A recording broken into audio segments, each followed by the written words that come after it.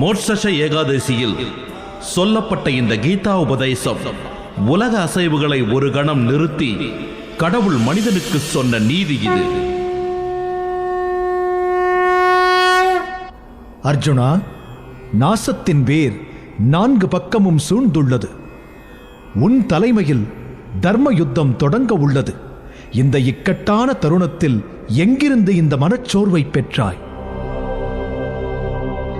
இப்படியான நாளாந்தரமான உணர்ச்சிகளை எப்படி உன் இதயத்தில் நுழைய விட்டாய்? ஞானியரும் யோகியரும் இப்படி உன்னைப் போல் சோர்வதில்லை. தர்மத்திற்கும் அதர்மத்திற்கும் யுத்தம் மூண்டுள்ளது. இக்கணம் நீ இப்படி சஞ்சலமுற்று இருப்பது நல்லதல்ல. அது உன்னை புகழின் உச்சியிலிருந்து வீழ்த்திவிடும். உனது வீழ்ச்சிக்கு நீயே காரணமாகிவிடாதே. உன் இதயத்தை பற்றியிருக்கும் கலக்கத்தை துறந்து யுத்தத்திற்கு ஆயத்தமாகு. என்னால் எப்படி யுத்தத்திற்கு ஆயத்தமாக முடியும் கிருஷ்ணா? இந்த யுத்தம் என் தாத்தா பீஷ்மாச்சாரியாருக்கு எதிரானதல்லவா? என் குலகுருக்களான துரோணாச்சாரியாருக்கும் கிருபாச்சாரியாருக்கும் எதிரானதல்லவா? என் சகோதரர்களுக்கும் எதிரானது. யார் மார் மீது நான் தவிழ்ந்தேனோ அவர்களை நான் கொல்ல வேண்டுமா?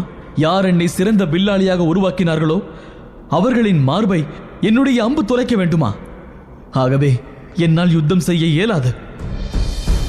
அப்படி நான் என் உறவுகளுக்கு எதிராக யுத்தம் செய்தால் அது என்னை பாவக்குழியில் இட்டு விடுமோ என்று என் உள்மனது அஞ்சுகிறது.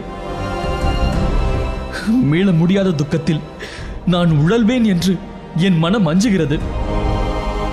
என் உறவுகளின் ரத்தத்தை ருசித்து கிடைக்கும் இந்த வெற்றி எனக்கு வேண்டாம் கிருஷ்ணா. என்னால் யுத்தம் செய்ய முடியாது. நான் யுத்தம் செய்ய மாட்டேன்.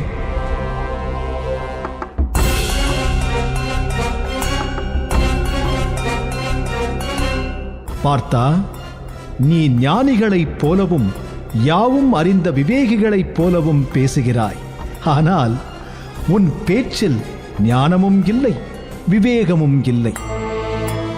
ஞானியர்கள் பிறப்பைக் கண்டு மகிழ்வதில்லை, மரணத்தைக் கண்டு அழுவதும் இல்லை. பிறப்பும் இறப்பும் மாயை. கிருஷ்ணா, நீ கூறுவது எனக்கு சரிவர விளங்கவில்லையே. அர்ஜுனா, மனிதனின் உடலே மரணத்தை தழுவுகிறது, அதுவே அழிகிறது. ஆனால் அவனுடைய ஆன்மா அழிவதில்லை. மனிதன் குழந்தையாக பிறக்கிறான், வாலிபனாகிறான், முதுமை அடைகிறான், இறுதியில் மரணத்தை தழுவுகிறான். அந்த மரணம் அவனுடைய உடலுக்கு மட்டுமே, ஆன்மாவிற்கு அல்ல.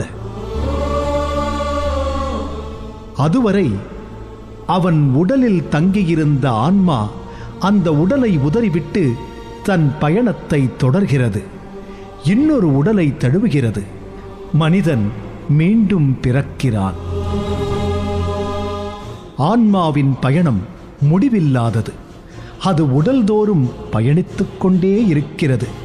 நாம் எப்படி பழைய ஆடையை களைந்து புத்தாடை அணிகிறோமோ அப்படியே ஆன்மாவும் ஒரு உடலை துறந்து மற்றொரு உடலை தழுவுகிறது. அர்ஜுனா, மரணம் என்பது ஆன்மாவிற்கு இல்லை, உடலுக்கு மட்டுமே. நீ வருந்துவது அழியும் உடலுக்காகவா?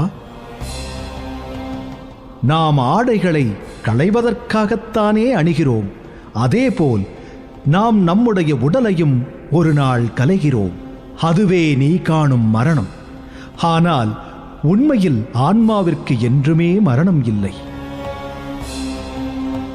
அப்படியென்றால் என் எதிரே நிற்கும் இவர்கள் இந்த யுத்தத்திற்கு பிறகு உயிரோடு இருப்பார்களா?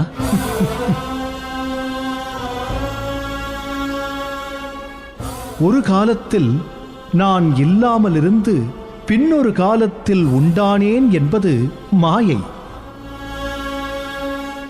அதேபோல் நீயும் இங்கே குழுமியிருக்கும் வேந்தர்களும் ஒரு காலத்தில் இல்லாமல் இருந்து பிறகு தோன்றினீர்கள் என்பதும் இல்லை.